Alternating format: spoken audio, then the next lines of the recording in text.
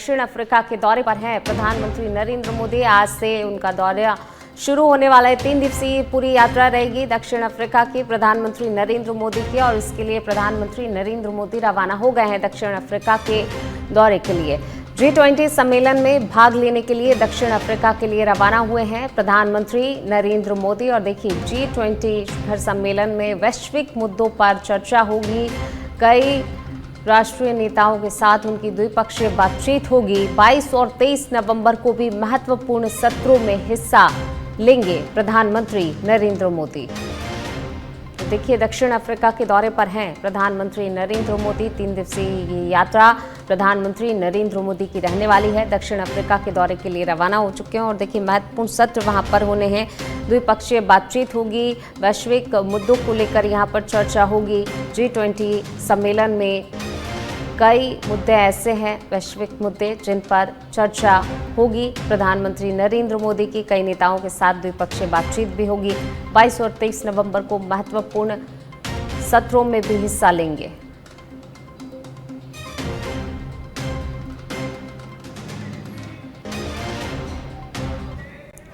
चलिए बढ़ेंगे आगे। ब्राजील संयुक्त राष्ट्र जलवायु सम्मेलन में आग का तांडव देखने को मिला है। COP30 क्लाइमेट समिट के आयोजन स्थल पर भीषण आग लगी।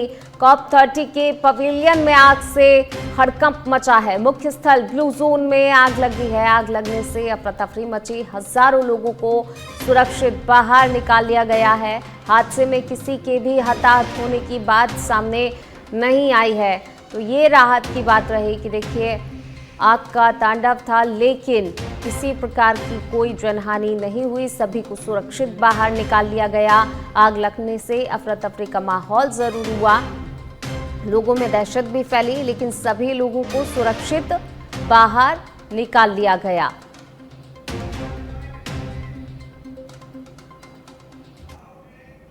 चलिए बढ़ेंगे आगे। केंद्र सरकार ने 30 नवंबर को बुलाई है सर्वदलीय बैठक। जी हां, 30 नवंबर को सर्वदलीय बैठक बुलाई गई है। संसद सत्र की शुरुआत से पहले ये सर्वदलीय बैठक बुलाई गई है। संसदीय कार्य मंत्री किरेन रिजिजू ने लिखा है सभी दलों के फ्लोर लीडर्स को पत्र। 30 नवंबर को सुबह 11 बजे ये बैठक बुलाई गई है, सर्वदलीय बैठक बुलाई गई है। संसद सत्र की शुरुआत से पहले 1 दिसंबर से लेकर 19 दिसंबर तक संसद का शीतकालीन सत्र चलेगा, लेकिन उससे पहले 30 नवंबर को सर्वदलीय बैठक बुलाई गई है। केंद्र सरकार ने 30 नवंबर को सर्वदलीय बैठक बुलाई है। 1 दिसंबर से संसद के शीतकालीन सत्र की शुरुआत होगी और इससे पहले 30 नवंबर को ये सर्वदलीय बैठक बुलाई गई है। संसदीय कार्य मंत्री किरेन रिजिजू ने लिखा है सभी दलों के फ्लोर लीडर्स को पत्र। देखिए, इसी के साथ 30 नवंबर को सुबह 11 बजे बैठक बुलाई गई है। सभी को कहा गया है इस बैठक में सम्मिलित होने के लिए। संसद के शीतकालीन सत्र से पहले ये सर्वदलीय बैठक, संसद का शीतकालीन सत्र 1 दिसंबर से शुरू हो गया, जो कि 19 दिसंबर तक चलेगा। तो 19 दिनों का ये पूरा सत्र रहने वाला है, लेकिन इसके पहले संसद सत्र की शुरुआत से पहले सर्वदलीय बैठक बुलाई गई है। संसदीय कार्य मंत्री किरेन रिजिजू ने लिखा है सभी दलों के फ्लोर लीडर्स को पत्र।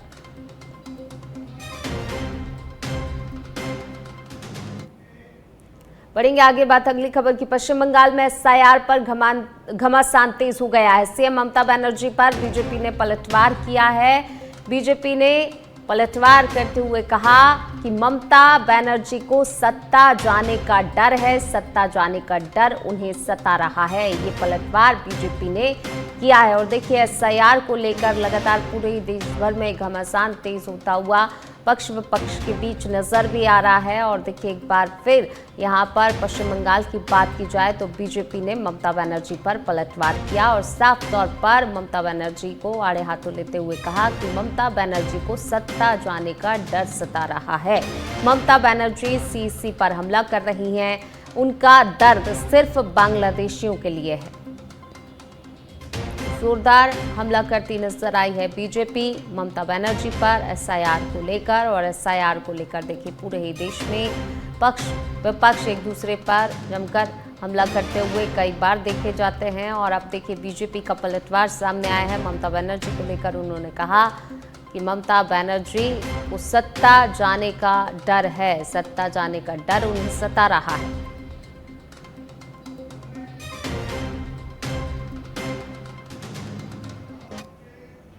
बढ़ेंगे आगे, बात अगली खबर की। आरएसएस प्रमुख मोहन भागवत का बयान सामने आया है। देखिए एक बार फिर मोहन भागवत का जो है बयान, आरएसएस का उद्देश्य हिंदुओं को संगठित करना है। तो हिंदूवादी राष्ट्र को लेकर जिस तरीके से तमाम मंचों से बातें भी होती हैं, कई बार जो है तीखी बयानबाजी भी देखने को मिलती है।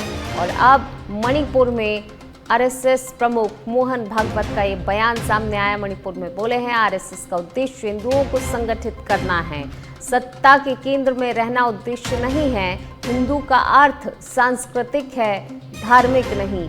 जागरूकता और आत्मनिर्भरता जरूरी है। और इसी को लेकर लगातार देखिए तमाम मंचों से मोहन भागवत कई बार ये कहते हुए नजर आते हैं। मणिपुर में एक बार फिर आरएसएस प्रमुख मोहन भागवत का ये बयान, आरएसएस का उद्देश्य हिंदुओं को संगठित करना है, ये बड़ा बयान दिया है आरएसएस प्रमुख मोहन भागवत ने। मणिपुर में सत्ता के केंद्र में रहना उद्देश्य नहीं है, लेकिन हिंदू का अर्थ सांस्कृतिक है, धार्मिक नहीं।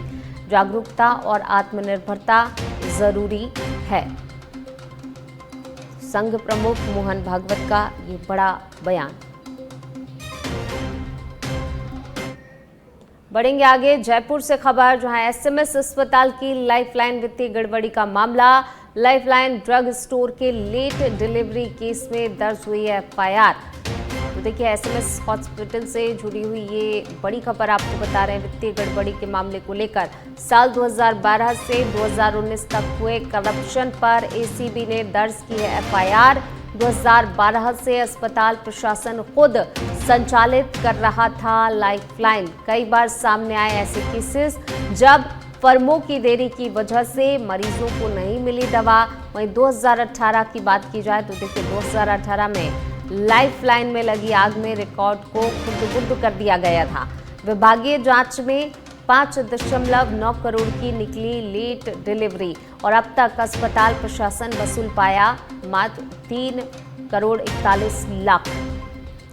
रिकवरी नहीं करने वालों में 6 चिकित्सक, 4 मुख्य लेखाधिकारी समेत 15 से अधिक कार्मिकों को सामूहिक जिम्मेदार माना गया है। एसीबी ने तत्कालीन फार्मासिस्ट सुनील मीणा और वरिष्ठ सहायक मदन लाल बैरवा समेत अन्य के खिलाफ एफआईआर दर्ज कर ली है।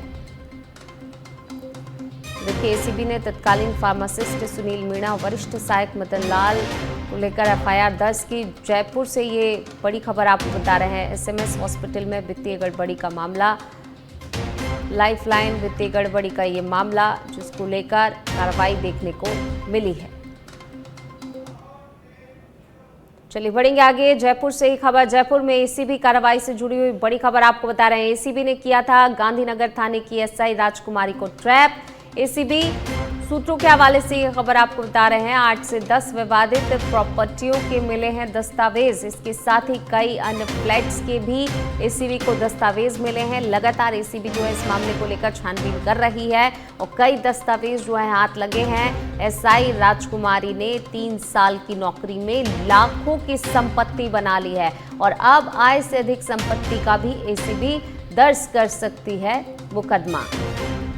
तो देखिए लगातार जो है जैसे ही राजकुमारी को ट्रैप किया एसीबी ने, उसके बाद से ही लगातार इस पूरे मामले को लेकर छानबीन एसीबी की तरफ से जारी है। कई महत्वपूर्ण दस्तावेज जो है एसीबी के हाथ लगे हैं और लगातार जांच इस मामले को लेकर आगे भी अभी भी जारी है। एसीबी ने किया था गांधीनगर थाने की एसआई राजकुमारी को ट्रैप।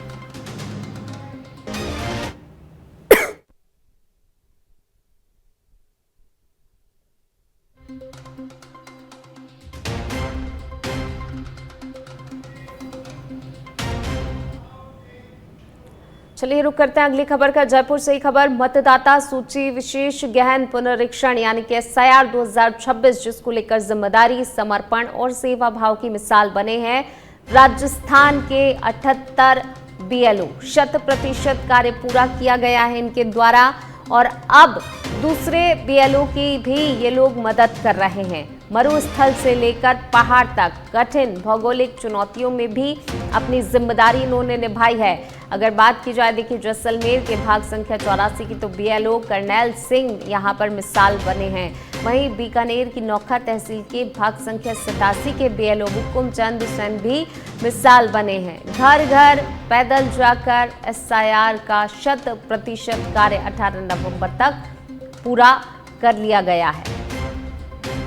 तो इन अधिकारियों ने अपना काम तो पूरा किया ही है बीएलओ ने, लेकिन अब दूसरों के लिए भी ये मदद कर रहे हैं। मिसाल भी बने कि कितनी भी कठिन चुनौतियां रहीं, परिस्थितियां रहीं कैसी भी, लेकिन उसके बाद भी अपना कार्य जारी रखा और 100% कार्य पूरा करके दिया है। और अब ऐसे ही दूसरों के लिए एक तरीके से कह सकते हैं प्रेरणा भी हैं ये अधिकारी और दूसरों की मदद भी कर रहे हैं।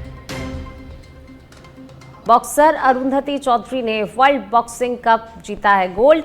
70 किलो वर्ग के फाइनल में अरुंधति की धमाकेदार जीत हुई है और इसको लेकर सीएम भजनलाल शर्मा ने बधाई दी है। सीएम भजनलाल शर्मा ने ट्वीट करके बधाई दी है। सोशल मीडिया एक्स हैंडल पर उन्होंने पोस्ट साझा किया और अरुंधति को बधाई और शुभकामनाएं दी।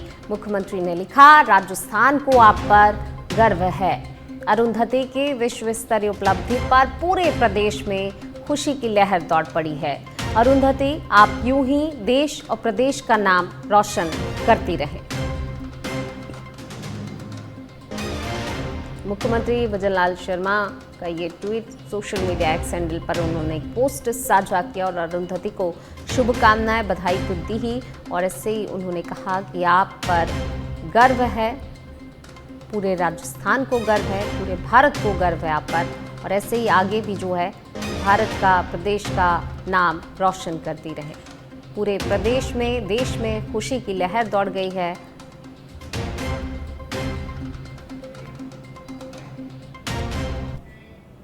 चलिए बढ़ेंगे आगे। सिक्किम के राज्यपाल ओम प्रकाश माथुर की पोती कोमल के विवाह समारोह की तैयारी पूरी हो गई है।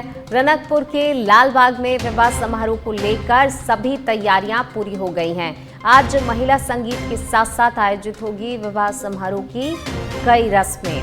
रनकपुर क्षेत्र की लगभग सभी होटल्स पूरी तरह से बुक हो चुकी हैं। 3 दिन तक सादड़ी रनकपुर रूट आज से बंद रहेगा।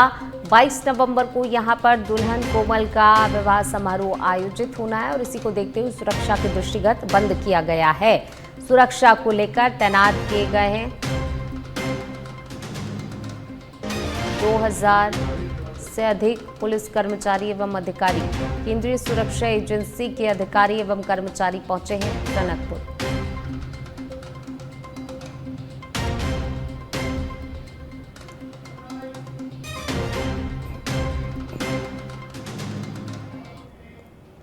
रामदेवरा से खबर, अंधेरे की आगोश में डूबे 1 दर्जन गांव। पिछले 18 घंटे से ठप है पूरी विद्युत व्यवस्था और जिसके चलते लोग जो हैं काफ़ी ज़्यादा परेशान हो रहे हैं। एका गांव में स्थित जीएसएस से ठप है पूरी विद्युत आपूर्ति। डिस्कॉम अधिकारी देचू से विद्युत आपूर्ति बंद का बता रहे हैं कारण। गुरुवार से शुरू हुई अर्धवार्षिक परीक्षाएं। दर्जन भर गाँवों में विद्युत के अभाव में विद्यार्थी मोमबत्ती के सहारे पढ़ाई करने को मजबूर हैं।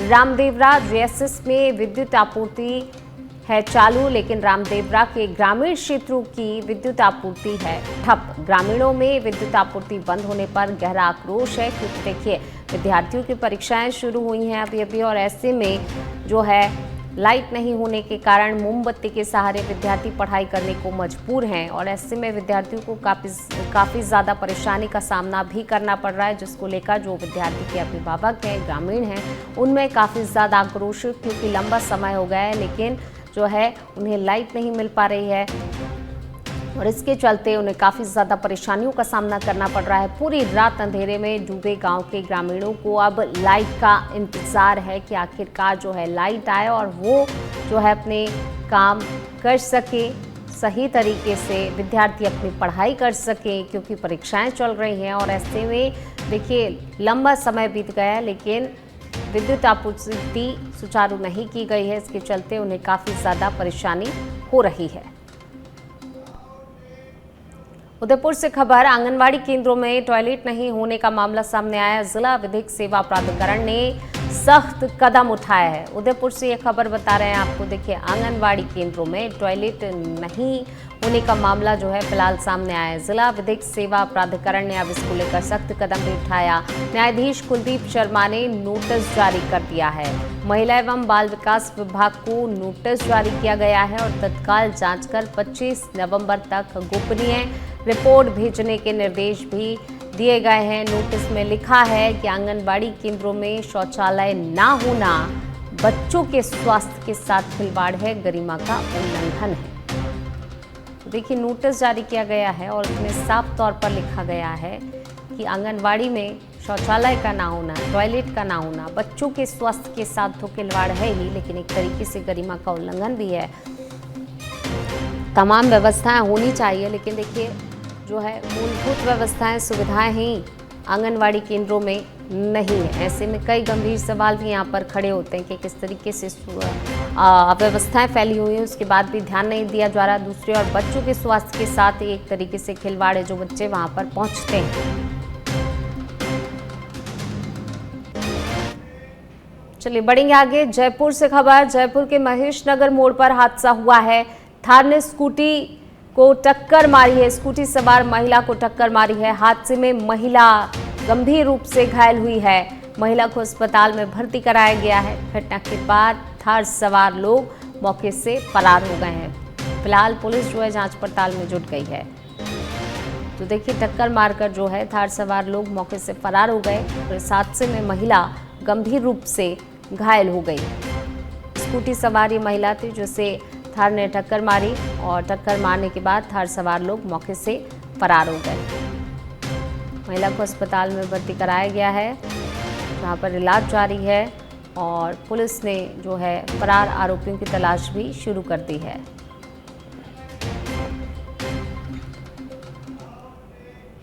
बढ़ेंगे आगे, बात करेंगे डूंगरपुर की, जहां डूंगरपुर में दो बाइकों की आपस में भिड़ंत हो गई है। जी हां, आमने सामने टकराई हैं दो बाइकें। हादसे में एक युवक की मौके पर ही मौत हो गई, जबकि 3 अन्य युवक गंभीर रूप से घायल हुए हैं। सदर थाना क्षेत्र में रेलवे स्टेशन के पास बीती रात की घटना बताई जा रही है। घायलों का जिला अस्पताल में इलाज चल रहा है। जिला अस्पताल की मोर्चरी में मृतक का शव रखवाया गया है। जो एक युवक हादसे में जिसकी मौत हो गई, उसके शव को जिला अस्पताल की मोर्चरी में रखवाया गया है। वहीं 3 जो अन्य युवक हैं जो कि गंभीर रूप से घायल हुए हैं, उनका इलाज जारी है।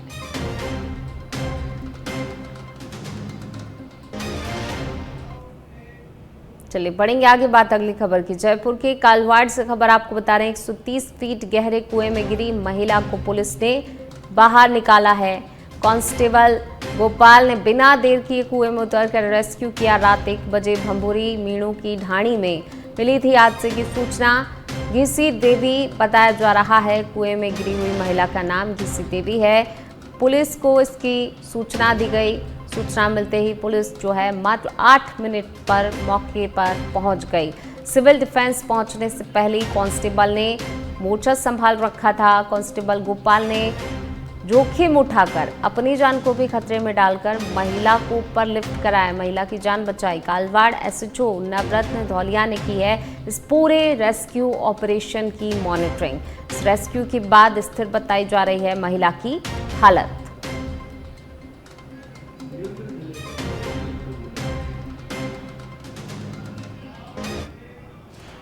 बढ़ेंगे आगे, बात कोटा की। कोटा से खबर आपको बता रहे हैं। कलेक्टर पीयूष समारिया का औचक निरीक्षण के दौरान कलेक्टर ने देखी हैं शहर की व्यवस्थाएं। अव्यवस्थाएं सामने आने पर कलेक्टर ने संबंधित विभागों को सख्त निर्देश भी दिए हैं। देखिए, जब निरीक्षण पर निकले थे तो कई सारी अव्यवस्थाएं देखने को मिली। लाइटें बंद थी, गंदगी फैली हुई थी। वहीं सुरक्षा की खामियों पर भी अधिकारियों को जमकर फटकार लगाई है। 48 घंटे का अल्टीमेटम दिया गया है। 48 घंटे में स्थितियों को सुधारने के सख्त दिशा निर्देश कलेक्टर ने दिए हैं। रैन बसेरों की हालत खराब है, कलेक्टर ने तुरंत सुधार के निर्देश दिए। तालाब पाल की पूरी सफाई सुनिश्चित की जाए, ये भी निर्देशित किया गया है। तालाब के किनारे सो रहे लोगों को शिफ्ट करने के भी सख्त आदेश दिए गए हैं। लाइट चोरी की शिकायतों पर मेंटेनेंस ठेकेदार को सुरक्षा बढ़ाने के निर्देश दिए गए हैं।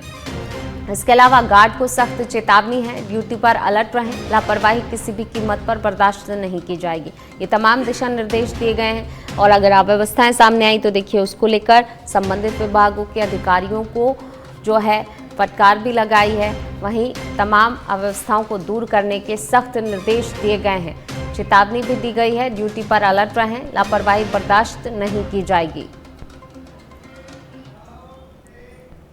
चलिए बढ़ेंगे आगे। जालौर के भीनमाल से खबर है, जहां ग्राम पंचायतों के पुनर्गठन, पुनर्सीमांकन और नवसृजन को आखिरकार राज्य सरकार की मंजूरी मिल ही गई है। ग्रामीण विकास एवं पंचायती राज विभाग ने पंचायती राज अधिनियम 1994 की धारा 98 के तहत अधिसूचना जारी करते हुए साफ किया कि प्रस्तावित नई पंचायतें अपने निर्धारित नाम और क्षेत्राधिकार के साथ काम शुरू करेंगी।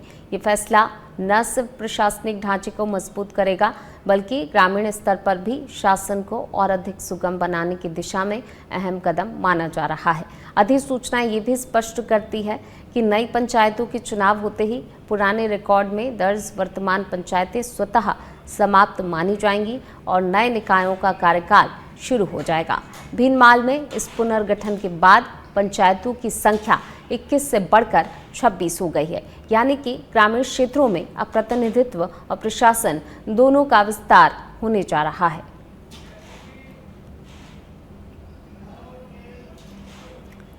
राजस्थान में सर्द हवाओं का असर थोड़ा कम हुआ है। माउंट आबू की बात की जाए तो देखिए माउंट आबू में तापमान जमाव बिंदु से थोड़ा ऊपर हुआ। अगले 2 सप्ताह तक मौसम साफ रहेगा। उत्तर भारत से चल रही सर्द हवाओं का प्रभाव भी कम हुआ है। शहरों में न्यूनतम तापमान में थोड़ी बढ़ोतरी हुई है। सीकर, चुरू, झुंझुनू, माउंट आबू में थोड़ा कम हुआ है। माउंट आबू में गुरुवार को तापमान जमाव बिंदु से ऊपर दर्ज किया गया।